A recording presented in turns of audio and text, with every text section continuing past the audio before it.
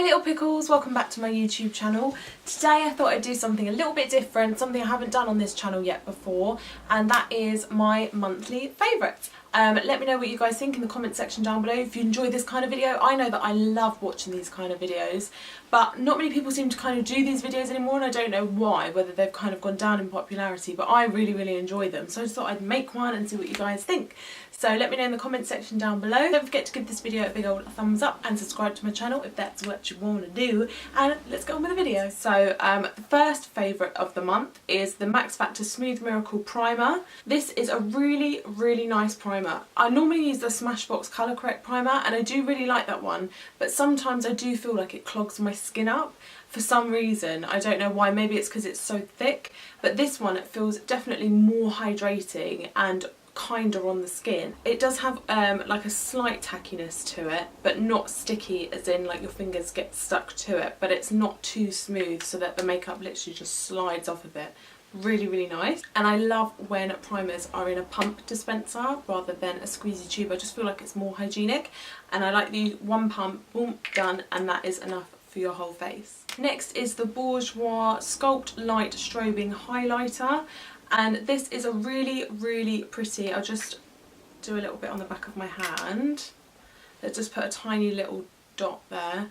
I don't know if you can see the shimmer on there. It's so beautiful. I have it on my cheekbones just here, and it just gives a really nice finish. I like to put it on underneath my foundation and then add a little bit more on like a flat packer brush and just pat it on top. So the Bourjois Strobing Highlighter, really nice, and I like the fact that it's in a nice glass jar and it's a pump. Next, now I have been loving this mascara. I got it in the Chandel Light kit from Bare Minerals, and this is the Lash Domination Volumizing Mascara in the shade Intense Black, and this is such...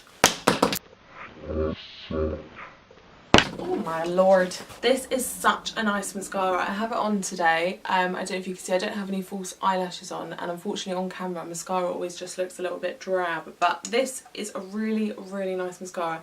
It has like a little kind of helter-skelter shape brush to it, and it just really just gets into every single eyelash, and as you turn it, it just grips every eyelash. Just absolutely love it. I could just keep layering this bad boy on. Next product by Max Factor. Now this is the Brow Shaper Ultrafine Shape Fill Define. Now the reason I got this is I would keep looking at the Anastasia Brow Wiz, I think that's what it's called, that everybody uses on their eyebrows, and their eyebrows look amazing.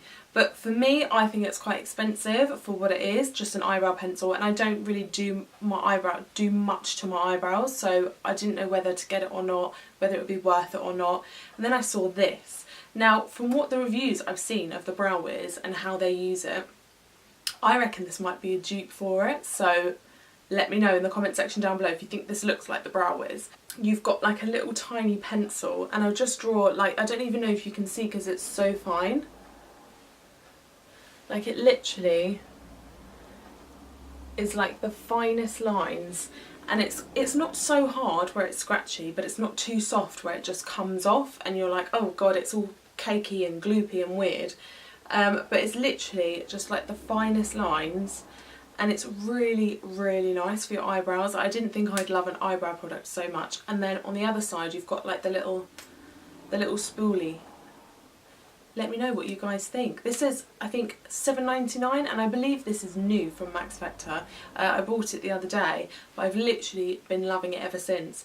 This is in the shade Deep Brown. Next product, now I actually got this from TK Maxx, and it is the Perfect Pout Semi Matte Lipstick in the shade Bossa Nova, and this is by Model Co, and I literally love this colour.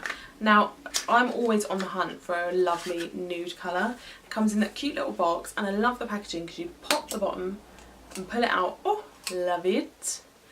And as you can see, it's just like a really nice neutral nude. I'll just do a little swatch. Oh, don't you just love that colour? But definitely worth a look out, and when I run out of this I definitely will be repurchasing, because this is a really nice nude colour, one of my faves. Now, on to my disappointments. I've got 3 disappointments of the month. three. First one is by Bourjois. Now I love Bourjois and I feel like Bourjois isn't talked about enough on YouTube, and I don't know why, because they have some amazing products. The first one I'm going to talk about that is in my disappointments, because I know I've talked about them in my favourites, but that is the City Radiance Brightening Effect Skin Protecting Foundation. This is in the shade number 2 Vanilla. Now don't get me wrong, it's a pretty foundation and it has a nice kind of yellow undertone to it, so when you blend it in it does kind of give an even kind of colour correcting tone, but when you blend it out it doesn't really blend into anything. It doesn't seem to have any kind of coverage. I have tried to build it up with sponges, with brushes.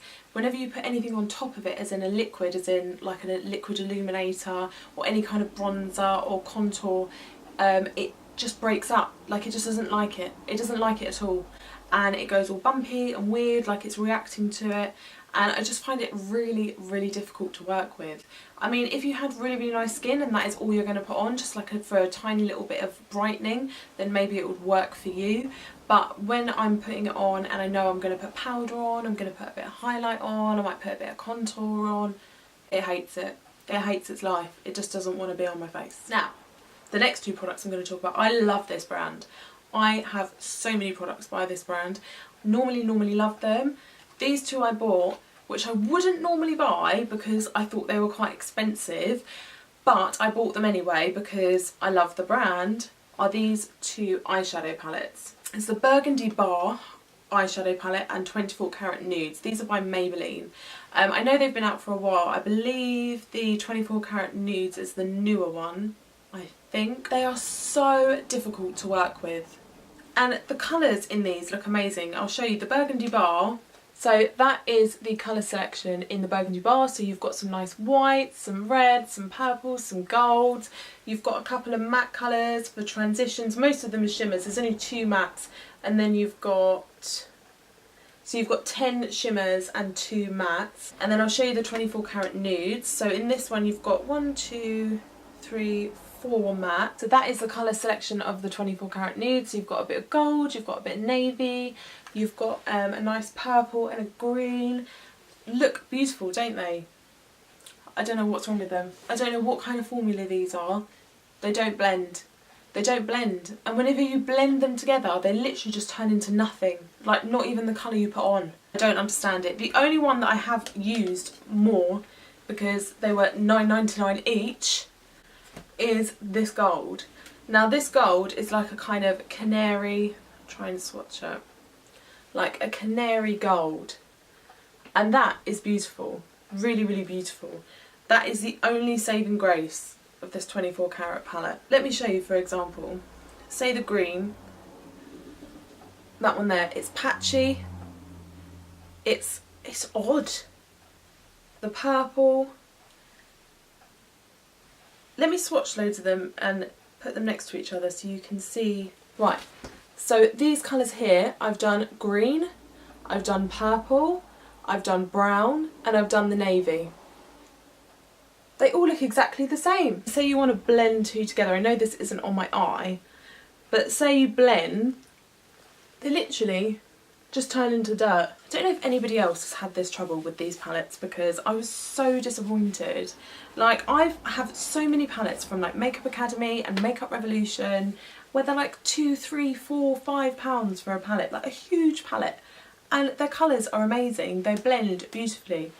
These I just don't get. I just don't get them because they don't blend, there's no colour payoff. They're patchy, they're hard to work with. I mean, the shimmers in this, if you just use them alone, just pack them on top of like a concealer or something and don't blend them, probably be beautiful. But when you're trying to work an eye look, I mean the 24 Karat one I think is the most difficult one to work with. There's not many colours in here that kind of complement each other. And when you try and blend, especially the green, the purple and the navy, they're so difficult to blend. They literally just turn brown, but that's it. Ran over, £20 wasted.